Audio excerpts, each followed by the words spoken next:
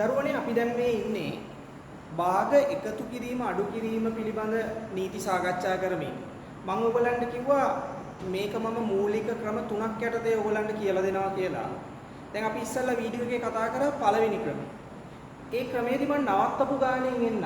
අපි අන්තිමට නැවතුනේ මෙන්න මේ ගානේ. 30න් 5 එකතු කිරීම 5න් 2.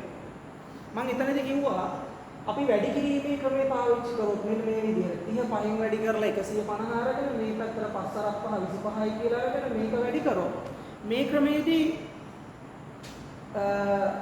ඒ විදිහට ගැටලුව හැදුවොත් එතනින් අපි පෙන්වන්නේ ගණිතය පිළිබඳ අපේ තියෙන නොදැනුවත් භාවය කියලා. දැන් මම ඔයගලන්ට කියලා දෙන්න යනවා මෙන්න මේ දෙවෙනි ක්‍රමයේදී අපි හිතන්නේ කොහොමද කියලා. දැන් දරුවෝ අපි දන්නවනේ භාගවල තියෙන මූලිකම නීතිය මොකක්ද? හැම වෙලාවෙම භාග එකතු කරන්න අඩු කරන්න ඕන නම් හරය සමාන වෙන්න ඕන. හරය සමාන නම් අපිට පුළුවන් ලවය එකතු කිරීම හා අඩු කිරීම සිදු කරන්න. එහෙනම් දැන් අපි බලමු මේ ගැටලුව දිහා. මෙතන තියෙන්නේ 30න් 5. මෙතන තියෙන්නේ 5න් 2. දැන් දරුවෝ ඕගොල්ලෝ මේ 5 ඉලක්කම දැක්කහම ඕගොල්ලන්ට තේරෙන්න ඕන මේ 5 කියන එක 30 කරන්න පුළුවන්. 5 කියන ඉලක්කම අපිට 30 කරන්න පුළුවන්. අපිට මොකද කරන්න තියෙන්නේ? මෙන්න මේ 5 ඉලක්කම මම 6න් ගුණ කළොත් මේක 30 වෙනවා. එහෙනම් මම මේ ගැටලුව විසඳන්නේ මම මේක මෙහෙමම ලියනවා. මේ පැත්තේ තියෙන ගැටලුව මම වෙනස් කරන්නේ නැහැ. 30න් 5 කියන එක මම එහෙමම ලියනවා. ලියලා මෙන්න මේ 5 මම ගුණ කරනවා 6න්. මේ උඩ තියෙන දෙක මම ගුණ කරනවා 6න්. 5 6න් වැඩි කරපු හින්දා දෙකක් මම 6න් වැඩි කරා. එහෙනම් මම ගන්නවා පොදු හරය 30යි. මේ 5 එහෙමම එතන වෙනසක් නැහැ. මෙතන දෙවරක් 6 12. එහෙනම් මම උත්තරේ ගත්ත හැකි 30න් 17යි.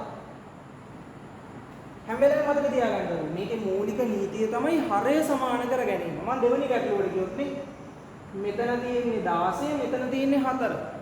එහෙනම් මේ ගැටලුව පේන කෙනෙක්ට හිතෙන්න ඕන මෙන්න මේ 4 කියන එක 16 කරගන්න පුළුවන්. එතකොට අපි දෙන්නව වෙනස් කරන්න අවශ්‍යතාවයක් නැහැ. එහෙනම් මම 4 16 කරන්න මම 4 4ෙන් ගුණ කරලා එකක් ගුණ කරනවා මම 4ෙන්. මේ 16 ගුණ වෙනස් කරන්නේ යන්නේම ලියුවා. ඔන්න මම ලියුවා පොදු හරය කීයද? 16යි. දැන් ගන්නවා 1 වරක් 4 4යි. මේ තුනේ ඉලක්කම මොකක්ද? එහෙනම් එකතුව කීයද එන්නේ? 16න් 7යි. ඊළඟට මම ඊළඟ ගැටලුවට ගියොත් මෙතන තියෙන්නේ 9 මෙතන තියෙන්නේ 27. එහෙනම් මට 9 27 කරන්න පුළුවන්. මම මොකද කරන්නේ 9 27 කරන්න 9 වැඩි කරනවා 3.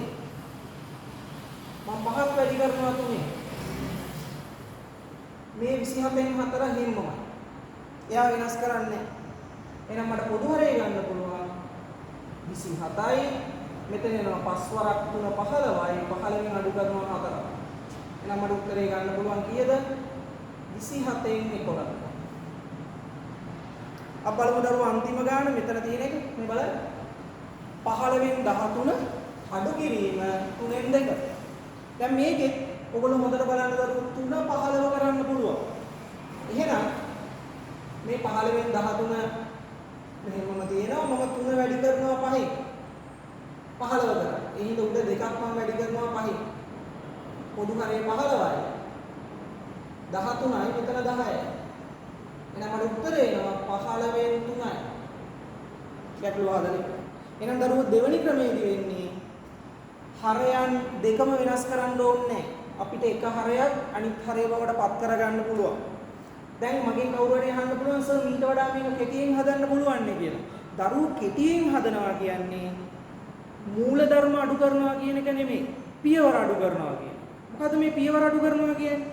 ඔයා මේ ගණිත ගැටලු නැවත නැවත හදපුවාම ඔයාට මේ කියන ප්‍රැක්ටිස් එකත් එක්ක ඔයාට පුළුවන් මෙන්න මේ දෙවණියට තියෙන මම මේ කොටු කරන පියවර අයින් කරන්න මෙන්න මේ කොටු කරන පියවර අයින් කරන්න. මේක ප්‍රශ්නයක් නෑ. ඔයා කෙලින්ම ගන්න පොදු හරේ 30යි. මේ පහේ ඉලක්කම මෙහෙමම දැම්මා. මේ පහ අයින් වැඩි කරන හින්දා දෙවරක් 6 12යි. ඊපස්සේ එකතු කරන්න 30න් 17යි කියලා එකතු කරන්න පුළුවන්. එතකොට ගණිතයේදී හැම වෙලාවෙම අපි මූල ධර්ම හරියට පිළිවෙලට ඉගෙනගෙන ඒ මූලධර්ම යටතේ ප්‍රැක්ටිස් කරගෙන යන්න ඕන. ගියාම අපිට පුළුවන් අපේ සුළු කිරීමේ හැකියාව මත අපේ ප්‍රැක්ටිස් එක මත පදනම් වෙලා ඒ හදන ගැටලු වල තියෙන පියවර සංඛ්‍යාව අඩු කරන්න. හැම වෙලාවෙම හොඳට මතක තියාගන්න ගණිතයේ තියෙන වැදගත්ම දේ තමයි අපි මූලිකව මූලධර්ම පිළිබඳ අවබෝධයක් අපිට තියෙන්න ඕන.